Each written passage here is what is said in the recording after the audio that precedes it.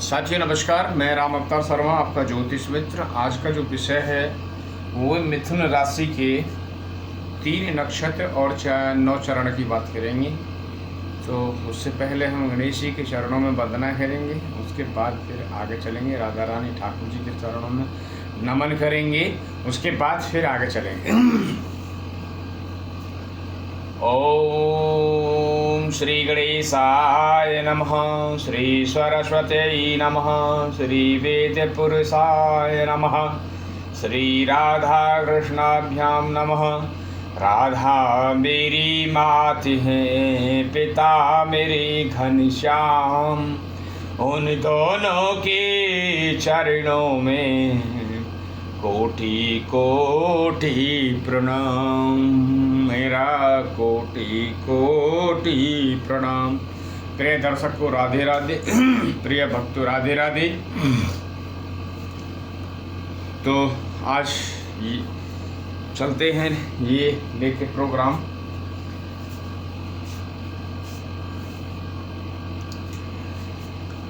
देखिए, मिथुन राशि के 3 नक्षत्र और 9 चरण की हम बात करेंगे। 9 चरण के फल जानेंगे कुंडली के माध्यम से। तो हमने जैसे कि आपका वृश्चिक लगन में कल 2 चरण जो थे, पहला और दूसरा जो चरण था वे चला गया आपका वृषभ राशि में। अब बचे आपके 2 चरण, कौन कौन से? तीसरा और चौथा। यदि किसी चौथे जन्म में यानी तीसरे में किसी बच्चे का भाग्य जन्म लेता है, बच्चा कोई जन्म लेता है मिथुन राशि के तीसरे नक्षत्र में, यदि किसी बच्चे का जन्म होता है तो ऐसा जो बच्चा है वो भाग्यशाली होता, भाग्यवान होता है। ऐसे बच्चे के कभी भी जीवन में धन की कोई भी कमी नहीं रहती है, ऐसा मानना है। देन बात करते हैं आपकी चौथे चरण की। तो यदि किसी का चौथे चरण में, मृगशिरा के चौथे चरण में यदि किसी बच्चे का जन्म होता है तो ऐसा बच्चा जो है निर्धन होता है।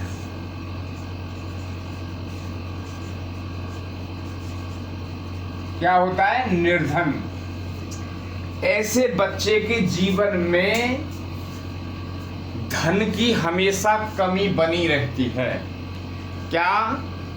मिथुन राशि के मृगशिरा नक्षत्र चौथे चरण में यदि किसी बच्चे का जन्म होता है तो ऐसा बच्चा जो है निर्धनता उसके जीवन में बनी रहती है।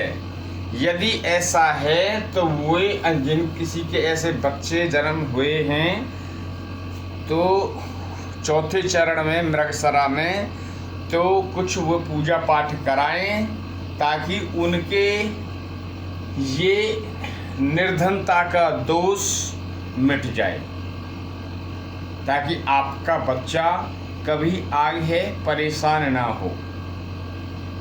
हैं? तो आगे चलते हैं। अब मृगशिरा के बाद में आता है आपका आद्रा नक्षत्र।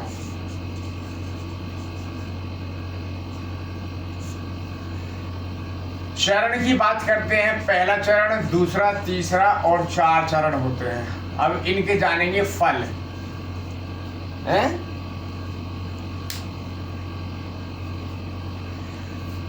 आद्रा नक्षत्र के पहले चरण में यदि किसी बच्चे का जन्म होता है तो ऐसा बच्चा हमेशा वो गंदी सोच रखता है। गंदी सोच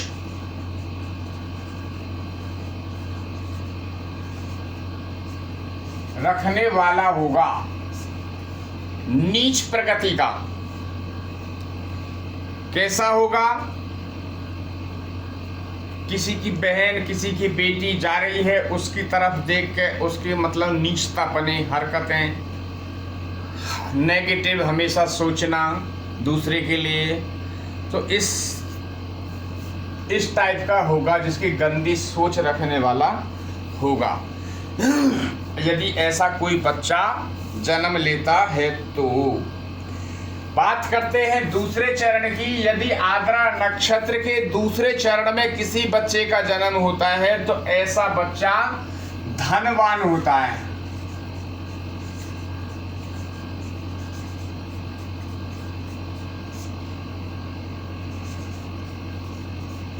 क्या होता है? धनवान। आद्रा नक्षत्र के मिथुन लगन के आद्रा नक्षत्र में दूसरे चरण में यदि किसी बच्चे का जन्म होता है तो ऐसा बच्चा धनवान होता है। क्या? धनवान होता है। दूसरा बात करेंगे, यदि आद्रा नक्षत्र के तीसरे चरण में होता है तो ऐसा बच्चा भाग्यवान होता है।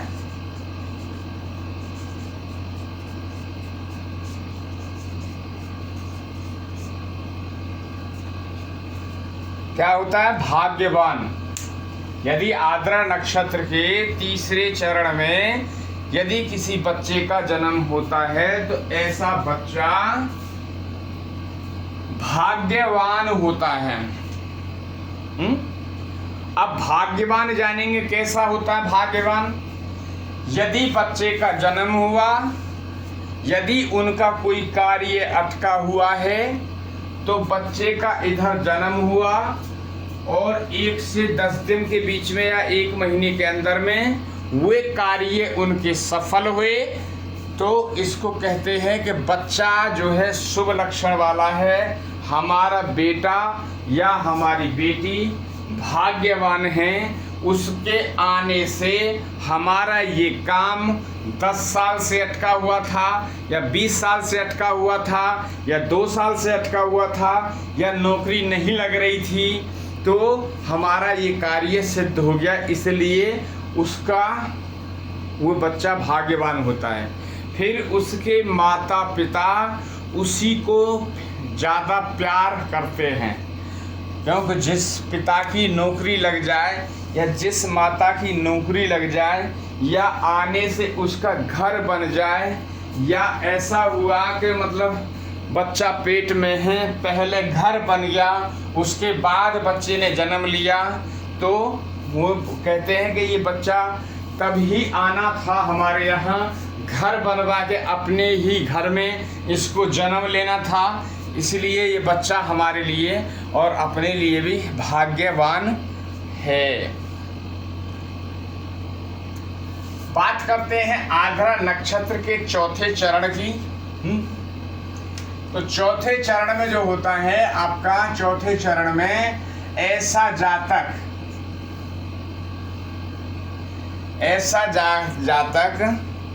धन्य धान से हैं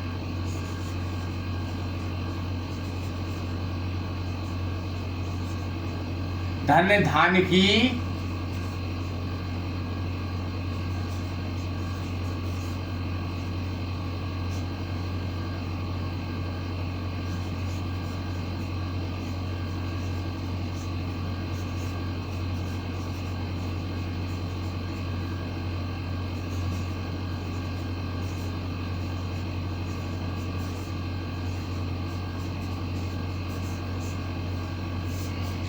देखिए, आद्रा नक्षत्र के चौथे चरण में यदि बच्चे का जन्म होता है तो धन्य धान की कभी उसके जीवन में कोई भी कमी नहीं रहेगी, ऐसा मानना है। देन बात करते हैं आपकी मिथुन लगन और पुनर्वसु नक्षत्र की बात करेंगे। तो इस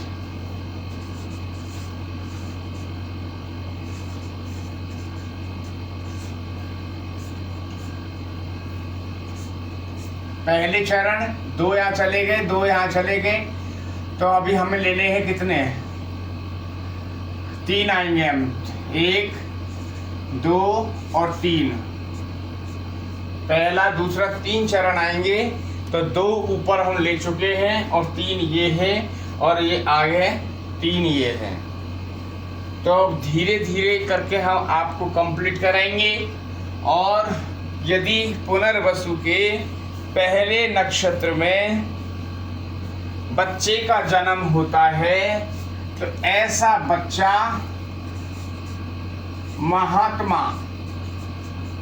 महात्मा के रूप में जन्म लेता है। महात्मा मीन्स ऐसा ना समझें कि हमारा बच्चा हुआ और महात्मा हो जाएगा। महात्मा इस शब्द नहीं, महात्मा इस टाइप का होता है, वो बहुत ही आचार विचार से चलने वाला होगा, एक दूसरे का सम्मान करने वाला होगा, माता पिता का भक्त होगा, भगवान का सेवक होगा। इसको कहते हैं महात्मा। प्रकृति के रूप में जो बच्चा एक जन्म लेता है उसको ये कहा जाता है। तो ऐसा बच्चा बहुत ही शरीफ, नेक और ईमानदार होगा, ऐसा बच्चा ऐसा माना जाता है। देन बात करते हैं आपके दूसरे चरण की। तो दूसरे चरण में जो होगा वो होगा महीपति। क्या होगा? महीपति। महीपति क्या है? महीपति मीन्स धनवान है, राजा के समान। क्या होगा? राजा के समान। महीपति मतलब राजा के समान, ऐसा मानना होगा। ऐसे बच्चा समाज में उसकी कीर्ति, उसकी रेपुटेशन अच्छी होगी। लोग उसको पूछेंगे, लोग उनकी बात भी मानेंगे, हैं? लोग पूछेंगे और बात भी मानेंगे। ये राजा के समान, राजा के समान होगा। महीपति मीन्स राजा। तो हमें ऐसा मानना होगा। देन बात करते हैं हम तीसरे चरण की। तीसरे चरण में जो होगा बच्चा वो देव गुरु का भक्त होगा।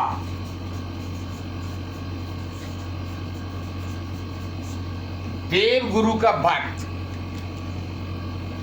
ऐसा बच्चा देव गुरु का भक्त होगा, माता पिता की सेवा करने वाला होगा, हैं? बड़ों का सम्मान करने वाला होगा, माताएं बहनों का आदर करने वाला होगा, देवताओं के प्रतीक उसका भाव अटल रहने वाला होगा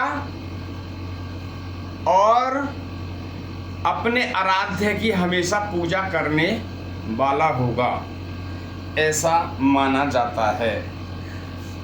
आज का हमने ये जो पढ़ा, मिथुन, लगन और उनके 3 नक्षत्र मृगशिरा, आर्द्रा और पुनर्वसु के बारे में हमने जाना। तो टोटल हमारे 9 ये हो गए चरण, जो एक राशि में 9 चरण होते हैं। कहाँ? 9 चरण, यहाँ पे 9 चरण होते हैं। इनके फल मैंने यहाँ बताए कि यदि बच्चे का किस नक्षत्र में जन्म होता है, इस चरण में जन्म होता है, तो ऐसे बच्चे का ये फल इसको प्राप्त होंगे। देन बात करते हैं आज रात में, अब डेली 9 बजे, रात को 9 बजे, ठीक 9 बजे लाइव आता हूँ।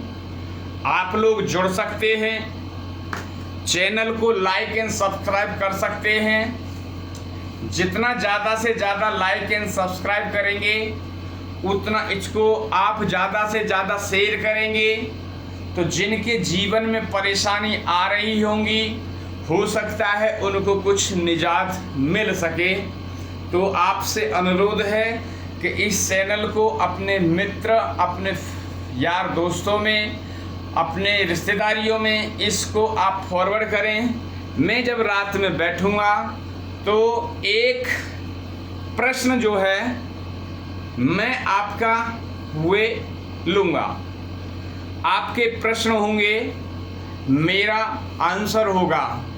तो आप आइए, आज रात में हम मिलेंगे और जान सकते हैं आपके प्रश्न और उत्तर हमारी तरफ से होगा, हमारी वृंदावन बिहारी की तरफ से होगा, राधा रानी की तरफ से होगा आपका प्रश्न का उत्तर। तो आप रात को ठीक 9 बजे आप जुड़ना ना भूलें। आप लाइव जरूर आएँ, उससे पहले आप चैनल को सब्सक्राइब कर लें। आपका कोई कितने भी कठिन से कठिन आपका यदि प्रश्न है तो मैं इतना कह सकता हूँ कि मेरे ठाकुर और राधा रानी की तरफ से आपको प्रश्न का उत्तर देने में मैं समक्ष हूँ। तो आप जुड़िए आज रात ठीक 9 बजे। मैं डेली का रूटीन रहेगा, ठीक रात में 9 बजे मैं लाइव आऊँगा। 1 घंटे के लिए रहूँगा, 9 से 10 तक आपके प्रश्नों को लूँगा और उत्तर हम देंगे। कोई भी आपका कठिन से कठिन परेशानी है परिस्थिति में, यदि आपके कोई किसी ऐसे हैं कि जिनकी डेट ऑफ बर्थ वगैरह नहीं है, याद नहीं है, उनके घर में कोई ऐसी परिस्थिति चल रही है, तो उस चीज़ से भी प्रश्न कुंडली से हम उत्तर देंगे आप। तो आप बेझिझक आप हमारे साथ जुड़ सकते हैं और हमेशा के लिए आप जुड़ जाइए। ये चैनल मेरा नहीं है, ये चैनल जो है श्री वृंदावन बिहारी लाल और राधा रानी और आप लोगों का है। मैं इसमें एक कार्यरत हूँ, मैं सेवादार हूँ, मैं राधा रानी और श्री वृंदावन बिहारी लाल का दास हूँ और आपके सेवक हूँ। तो आप जुड़ सकते हैं ठीक 9 बजे। आज के लिए राधे राधे।